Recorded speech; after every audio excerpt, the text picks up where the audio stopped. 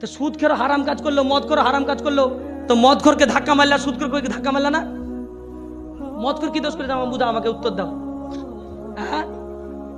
হ্যাঁ, এটাই হচ্ছে কথা। সুদখোরের মুখে সেন্ট বেরায়, বডিতে স্প্রে মারে, আর মদখোর তো বডিতে স্প্রে মারতে পারে না।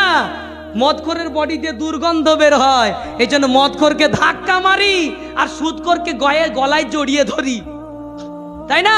কিন্তু হারাম তো দুটি হারাম না? মদ খাওয়া হারাম শুনেছেন তো? মদ খাওয়া হারাম শুনেছেন, সুদ খাওয়া হারাম শুনেছেন। তাহলে যে লোকটা সুদ খায় তাকে আমরা কিছু বলতে পারবো না। এক্ষুনি মদ খেয়ে একটা লোক এই মহফিলে বসুক, ওকে তুলে আমরা কিন্তু বের করে দেব।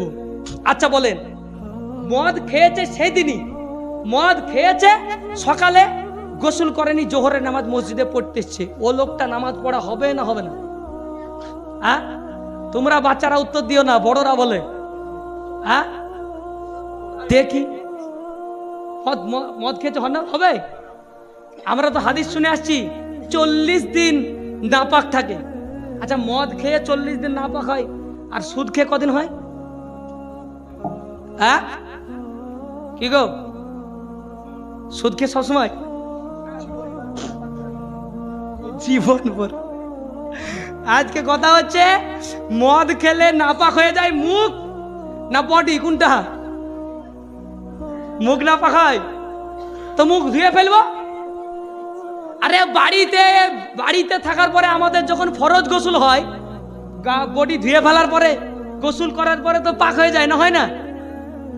এখন আমার কথা হচ্ছে, মদ খেলে কি গোসল ফরজ হবে? হ্যাঁ, কেউ বলছে না, কেউ বলছে ভাবছে যে কি দি উত্তর, জীবনে এরকম প্রশ্ন কোনোদিন শুনিনি। মদ খেলে গোসল ফরজ হয় না তো? গোসল ফরজের কারণগুলো আপনি ইন্টারনেটে মারেন, যে গোসল ফরজের কারণগুলি কি কি, ওর মধ্যে লেখা আছে কি দেখেন দেখি। কেউ বের করতে পারবেন যে মদ খেলে গোসল ফরজ হয়? মদ খেলে কিন্তু গোসল ফরজ হয় না, গুনাহগার হয়। সুদ খেলেও গুনাহগার হয়, মদ খেলেও গুনাহগার হয়। গোসল ফরজ যার হয় না, যার গোসল ফরজ হয় না, সেই লোকটা যদি গোসল না করে নামাজ পড়তে আসে, তাহলে তার নামাজ হবে না হবে না? যেই লোকটার মদ খেলে গোসল ফরজ হয় না, সেই লোকটা মসজিদে গোসল না করে, ও তো গোসল ফরজ হয়নি, ও গোসল নাও করতে পারে, কিন্তু ওই লোকটা মসজিদে গোসল করে না এসে এমনি মুখে কুলি করে পান খেয়ে, সুন্দর সেন্ট লাগিয়ে পান খেয়ে এসে যদি মসজিদে নামাজ পড়ে অজু করে, যে লোকটা মদ খেয়েছে তারপরে যদি অজু করে, অজু হবে? একটা উত্তর, আমি যটা প্রশ্ন করবো একটার উত্তর সঠিক দিতে পারবেন, একবার গ্যারান্টি। ও প্রশ্ন পড়েনি তো আপনাদের, কখন পাবেন আপনি, কোথায় পাবেন? শুধু একটাই জানেন, সুদখোর হয় স্ট্যান্ডার্ড আর মদখোর হয় মাতাল। কিন্তু সুদখোর আর মদখোরের এত মাসলা কিন্তু শুনেননি। কথা হচ্ছে, মদ খেয়ে গোসল ফরজ হয় না। হাদিসের মধ্যে এসেছে, কোনো মানুষ মদ্যপান করলে 40 দিন ইবাদত কবুল হয় না, কিন্তু আদায় হয় না তা কিন্তু বলা হয়নি। এখানে বড় আমাদের শেখুল হাদিস আছেন, ওনার সামনে মাসআলা বলা যদিও বেয়াদবি, তারপরে আপনাদেরকে শেখার উদ্দেশ্য বলছি, পরে মাপ চেয়ে নেব। কথা হচ্ছে, মদ খেলে নামাজ কবুল হয় না, সুদ খেলেও নামাজ কবুল হয় না, কিন্তু আদায় হয় না, এটা বলা হয়নি। তাহলে কবুল আর আদায় দুটি আলাদা জিনিস, ভালো করে বুঝবেন। কবুল আর আদায় আলাদা জিনিস। আদায় কাকে বলে জানেন?